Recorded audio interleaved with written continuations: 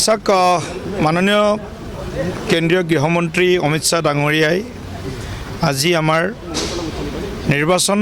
প্ৰবন্ধন যিটো এটা কোৰ টিম যিটো আমাৰ কোৰ টিমৰ লগত তেখেতৰ আমি প্ৰায় আৰু 2 ঘণ্টা সময় আগন্তুক বিধানসভা নিৰ্বাচনৰ বাবে কেনেদৰে প্ৰস্তুতি চলাইছোঁ আৰু কি ধৰণে আগন্তুক দিনত আমি আগবাঢ়িম ইন ডিটেইলছ তেখেতৰ কিছু মাৰ্গদৰ্শন তেখেতে আমাক কিদৰে এই নিৰ্বাচনত আমি ৰাইজৰ আশীৰ্বাদত আৰু চৰকাৰৰ যি কাম-কাজ এই কাম-কাজসমূহৰ জৰিয়তে কিদৰে আমি তৃতীয়টো কাৰ্যকালত বিজেপিয়ে নেতৃত্বত NDA চৰকাৰ গঠন কৰিব পাৰোঁ তাৰ কিছু টিপছ কিছু পৰামৰ্শ তেখেতে আমাক দিছে আৰু নিশ্চিতভাৱে তেখেত ভাৰতবৰ্ষৰ এগৰাকী অত্যন্ত অভিজ্ঞ পুষ্ট ৰাজনীতিবিদ আৰু বিভিন্ন নিৰ্বাচনত মাননীয় গৃহমন্ত্ৰী ডাঙৰীয়াৰ যি বিচক্ষণতা প্ৰকাশ পাইছে গতিকে আমি তেখেতৰ এই বৈঠকক লৈ আজি যথেষ্ট আমি আশাবাদী হোৱাৰ লগতে আগন্তুক আমাৰ যি নিৰ্বাচনী যি কৰ্মসূচী সেইসমূহো আমি আজি কিছু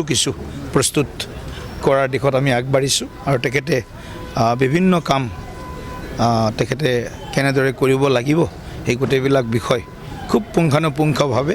তেখেতে আমাৰ সন্মুখত ৰাখিছে আৰু আমি মাননীয় প্ৰধানমন্ত্ৰী নৰেন্দ্ৰ মোদী ডাঙৰীয়াৰ যি জনমুখী কাৰ্যসূচীসমূহ চৰকাৰী কাৰ্যসূচীসমূহ আছে লগতে ৰাজ্য চৰকাৰ মুখ্যমন্ত্ৰী ডক্টৰ হিমন্ত বিশ্ব শৰ্মা ডাঙৰীয়াৰ নেতৃত্বত যিবিলাক আমাৰ জনমুখী কাৰ্যসূচী হৈছে এই কাৰ্যসূচীসমূহৰ কেনেকৈ আমি লাভ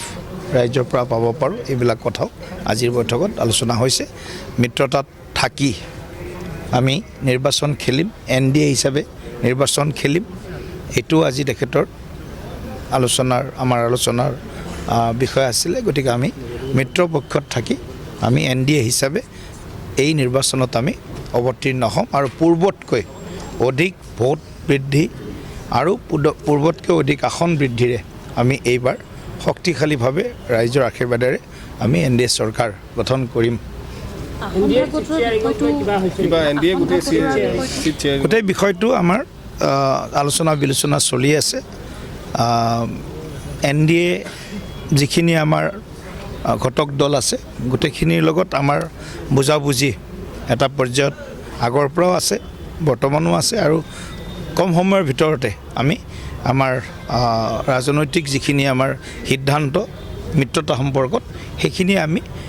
আটাইকেইটা ৰাজনৈতিক দলৰ লগত বহি আমি চূড়ান্ত কৰিম গৃহমন্ত্ৰীৰ লগত সেইটো বিষয়ে আলোচনা হৈছে নেকি যে মিত্ৰ দলক কিমান আসন বা নাই সেইবিলাক নাই আমি মুঠতে NDA হিচাপে নিৰ্বাচন খেলিম এইটো তেখেতৰো পৰামৰ্শ বা তেখেতৰ বক্তব্যটো আহিছে আৰু আমিও অসমৰ বিজেপিৰ কাৰ্যকৰ্তাসকলে তেখেতৰ বক্তব্যক আমি আগৰ পৰাই সমৰ্থন কৰি আছোঁ তেখেতৰ আজি বক্তব্যক আমি কেনেদৰে খুব কোনো ধৰণৰ খেলিমেলি একো নোহোৱাকৈ আমি আগবঢ়াই লৈ যাব পাৰোঁ সেই কথাটো আমি আজি মোটামুটিভাৱে সিদ্ধান্ত লৈছোঁ